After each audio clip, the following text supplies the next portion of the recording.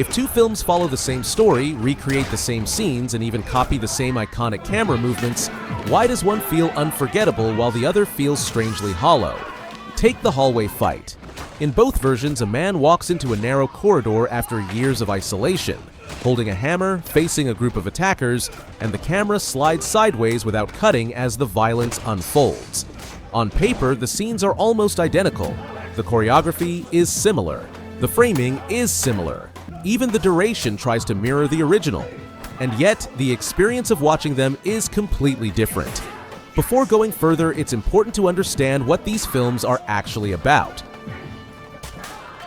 In the 2003 film directed by Park Chan-wook, the story follows Dae-soo, who one night is suddenly kidnapped and locked inside a private room, where he remains for 15 years without knowing who did this to him or why. And during that time, the only connection he has to the outside world is a television, through which he learns that his wife has been murdered and that he is the main suspect. And then one day he is suddenly released without any explanation at all. And now he is given only a limited amount of time to find out who imprisoned him and for what reason. In 2013, Spike Lee directed an American remake starring Josh Brolin as Joe Doucette, and the structure remains almost the same, except this time the imprisonment lasts 20 years instead of 15. But again, the character is kidnapped, locked inside a private room, and later released without answers. And once he is free, he must discover who was responsible and why this was done to him. So the outline is nearly identical, and the key plot points remain the same, but the difference starts to appear in the way each film handles its scenes. If we go back to the hallway fight in the 2003 version, the movement feels unstable and heavy, because the attackers do not move in clean rhythm and they do not wait politely for their turn. Instead, they crowd Dae-soo, they attack from different angles, they interrupt each other's timing, and when he gets punched or knocked down, you can see that it hurts, and that it takes effort for him to stand up again. And as the fight continues, his movements slow down and his breathing becomes heavier. So by the end, it does not feel like a heroic victory, but more like a man barely surviving something overwhelming. In the 2013 version, the same long take idea is used, but Joe moves with more control and confidence, and the choreography appears cleaner, while the music pushes the intensity higher, and there are moments where attackers swing weapons without clear contact, and moments where Joe pushes several men away with strength that feels exaggerated. So although the scene looks technically impressive, it does not feel as chaotic or exhausting as the original, and even production footage later showed that the hallway sequence was originally filmed longer but shortened in editing, which required adjusting the ending of the shot. So while the structure is copied, the internal feeling changes. And that pattern continues beyond this one scene.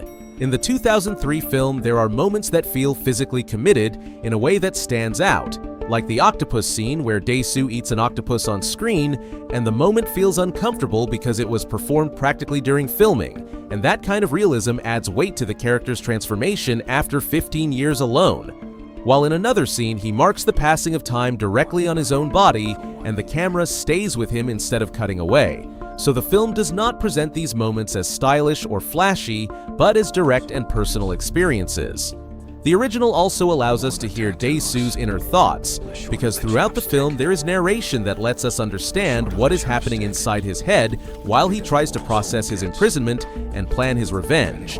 And that makes the audience feel closer to his mental state, whereas the remake removes most of that inner voice, so Joe's transformation is shown more through physical action than internal reflection. And as a result, the connection feels different. I can't get along any better now than I did before. I've become a monster now. When my vengeance is over, when I've had my revenge, can I ever return to being the old Dae-soo? When we look at the antagonists, the contrast becomes even clearer. In the 2003 film, Lee Woo-jin presents himself in a calm and controlled way, because he does not need to shout or exaggerate his presence, and instead he speaks quietly, moves carefully, and appears emotionally distant for most of the story, which makes him feel intelligent and patient. And then near the end, when we learn about the trauma he has been carrying for years, the character shifts from being simply a mastermind to someone deeply damaged. So although his actions are extreme, there is a layer of tragedy underneath them.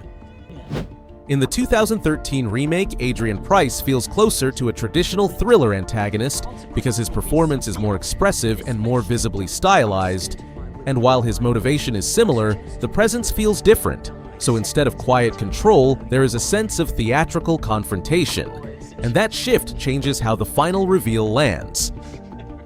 Even the way the main character is introduced changes the tone.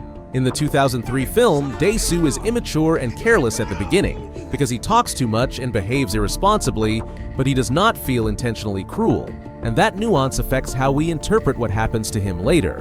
While in the remake, Joe is shown as deeply irresponsible from the start because the film spends more time highlighting his drinking, his selfish behavior, and his neglect, and that repeated emphasis shapes how the audience sees his punishment. The central twist remains the same in both films, because in each version, the woman the protagonist falls in love with is revealed to be his daughter, part of a carefully planned revenge. But the build-up and framing feel different, since the 2003 film allows uncomfortable moments to sit quietly without over-explaining them, while the remake presents its revelations more directly and with clearer signals about how the audience should react. And when we look at how both films end, the difference continues, because in the original, Dae-soo chooses hypnosis in an attempt to forget the truth, and the final expression on his face leaves uncertainty about what he truly remembers, while in the remake, Joe chooses exile and removes himself from his daughter's life, which gives the story a more defined and morally clear conclusion. Park Chan-wook's Oldboy from 2003 is widely regarded as a landmark of modern cinema, because it won the Grand Prix at Cannes and became one of the defining films of early 2000s Korean cinema, and it currently holds an IMDb rating of around 8.3, while the 2013 remake sits much lower at around 5.8, and that gap reflects how audiences responded not to the plot itself, but to the execution, since both films share the same blueprint, but only one feels raw, immersive, and lasting. The story is the same, the scenes are similar, but the weight is not. Believe it or not, my sister and I really loved each other. Can you two do the same?